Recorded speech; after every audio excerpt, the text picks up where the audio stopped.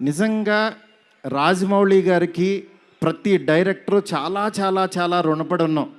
ఎందుకనంటే ఇవాళ pan India అని అందరూ కాల్ రేస్కి తిరుగుతున్నాం, కానీ ఒక వ్యక్తి లైఫ్ పెట్టేసి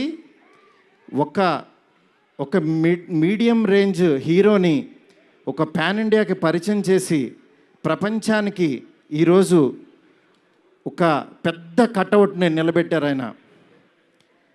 నిజంగా మనం ఒక తెలుగు ఇండస్ట్రీకి ఈరోజు ఒక స్వర్ణయుగం లాంటిది. ఒక సుకుమార్ గారు, ఒక సందీప్ రెడ్డి వంగ, ఒక ప్రభాస్ గారు, అల్లు అర్జును, ఇట్లా అసలు ఎంతమంది, ఎన్టీఆర్ గారు, ఇట్లా రామ్ చరణ్, ఇట్లా ఎంతమంది స్టార్స్ తయారవుతున్నారు. నాలాంటి ఒక మిడ్ రేంజ్ సినిమాలు ఒక 11 సినిమాలు చేశాను. నా రేంజ్లో నేను చేసుకుంటూ వెళ్ళిపోతున్నా. అలాంటి వాడిని కూడా నువ్వు ఇక్కడ కాదురా బాబు, నువ్వు రెబల్ యూనివర్సిటీలో జాయిన్ అవ్వు, నువ్వు పెద్దోడవు అని ఆ వ్యక్తి తీసుకొచ్చి నన్ను ఇక్కడ నుంచోబెట్టారు. ఈరోజు నిలబడి మాట్లాడుతున్నా.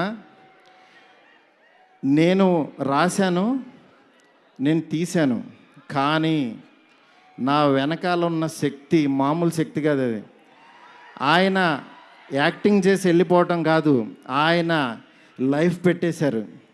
అది నన్ను అంటే ఆయన సినిమా పట్ల ఉన్న భక్తి, సినిమా పట్ల ఉన్న ప్యాషను, సినిమా ఆయన ఏకమైపోయిన తీరుకి అది మాటల్లో చెప్తే చాలా తక్కువైపోద్ది. నేను ఏదో కావాలని ఇట్లా పొగుడుతున్నట్టే ఇదని కాదు.